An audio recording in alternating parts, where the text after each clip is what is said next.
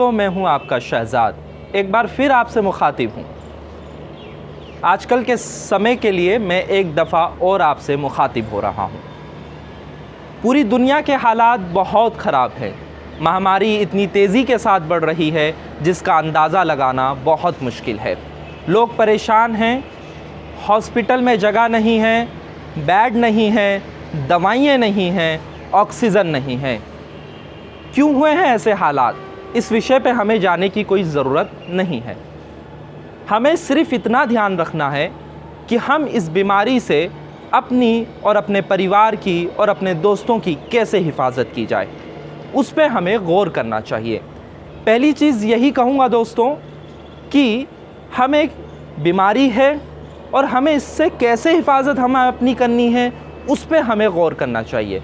उसके लिए गौर करने के लिए आपको मास्क पहनना है। बाहर अगर निकल रहे हैं आप तो वो भी डबल मास्क, ट्रिपल लेयर वाला, और सैनिटाइज़ रखें, दूरी का ध्यान रखें। इन चीज़ों का ख्याल रखना ज़रूरी है। लेकिन अगर आप से यही गुजारिश करूँगा कि आप घर से बाहर ना जाएं तो ही अच्छा है। अगर ज़्यादा ज़रूरत पड़ रही है तो पूरी सावधानी के साथ आप घर से बाहर निकलें। दोस्तों, शमशान घाट, कब्रिस्तान दोनों में जगह नहीं है। लोग बाग परेशान हैं, लाशों की कतारें बिछी हुई हैं। क्यों हुए हैं ऐसे हालात? क्योंकि हमने सख्ती और दूसरी चीज़ सावधानी बरतना छोड़ दिया था। बीच में हम ये समझ बैठे थे कि अनलॉक हुआ है तो कोरोना भी चला गया, लेकिन ऐसा नहीं था। बीमारी है और इस बीमारी को हमें, इस कोरोना को हराना है, जंग लड़नी है और फिर हमें वही ज़िंदगी, वही खुशहाली वाली ज़िंदगी में दोबारा लौटना है। तो उसको लौटने के लिए हमें अपनी हिफाजत, दूसरों की हिफाजत, इसीलिए सावधानी बरतना बहुत ज़रूरी है। दोस्तों, ऐसी ऐसी तस्वीरें सामने आ रही हैं जिनको देखकर मेरे पैरों तले ज़मीन खिसक जाती है।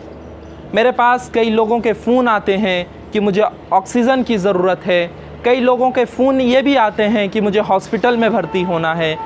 हम अपनी तरफ से पूरी कोशिश करते हैं कि किसी बीमार को, किसी ज़रूरतमंद को, उसको मतलब हम लोग उसकी मदद कर सकें, लेकिन फिर भी हम नाकाम रह पाते हैं।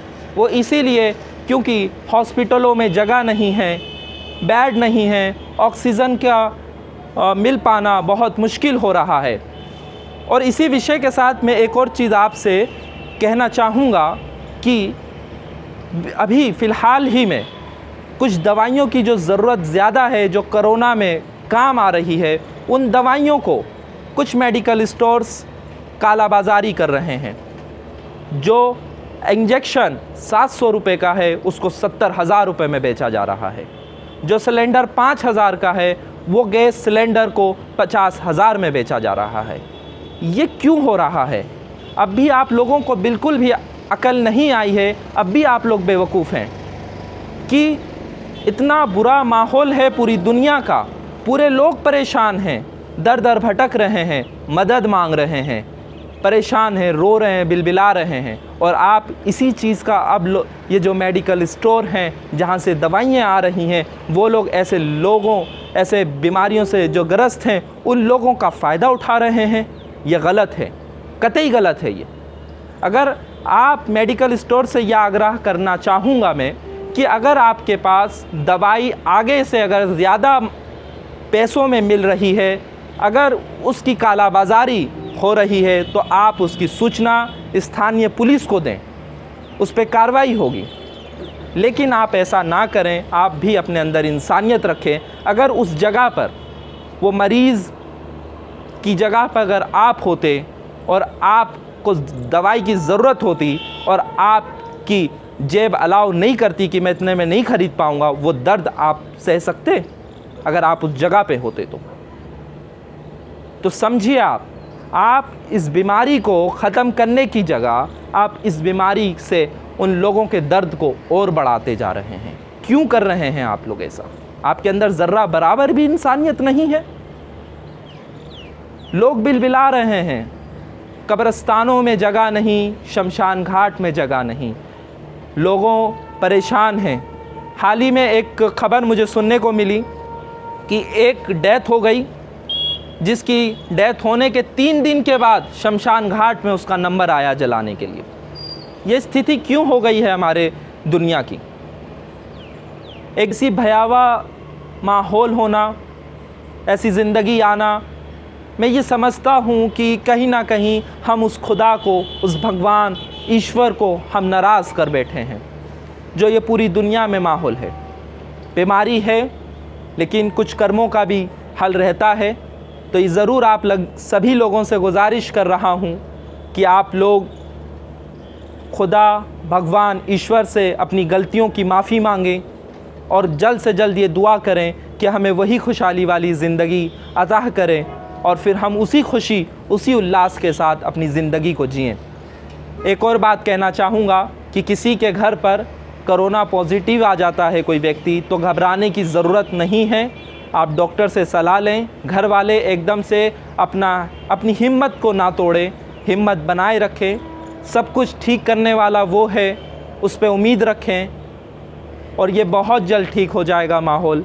एक बार फिर आपसे गुजारिश कर रहा हूँ कि आप लोग घरों पर रहें, घरों से बाहर ना निकलें। ज़्यादा अगर ज़रूरत है जाने की तो आप लोग मुंह पे मास्क ज़रूर लगाएं, सैनिटाइज साथ रखें। खुदा ने एक खूबसूरत चीज़ बनाई है इस पूरी दुनिया में, वो खूबसूरत चीज़ इंसान है, लेकिन फिर भी वो बेवकूफ़ी वाला काम करता है। मेरे फ़ोटोग्राफ़र ने एक तस्वीर को अपने कैमरे में कैद किया है जो लाल किले की है। दिल्ली पुलिस के बैरिकेड्स लगे हैं और उन बैरिकेड्स पे कौवे बैठे हुए, सोशल डिस्टेंसिंग पर बैठे हुए। ये देखिए आप, डिस्टेंस में बैठे हुए, दूरी बनाकर। जब एक परिंदे को अकल है कि दूरी बनाकर बैठना है, तो ए इंसान, तुझे क्यों नहीं अकल है कि तेरे पास दिमाग है, बोलने के लिए ज़बान है, और फिर भी तू बेअक्लों वाला काम करता है। ने बखूबी लिखा है, मैं इस लाइन को पढ़ रहा हूँ और आप समझें, और आपसे यही गुजारिश है कि घर पर रहें और सावधानी बरतें। मौत से आँख मिलाने की ज़रूरत क्या है?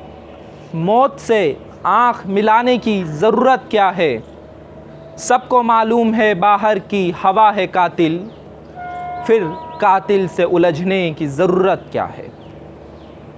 ज़िंदगी हज़ार नीमत है, संभाल कर रख।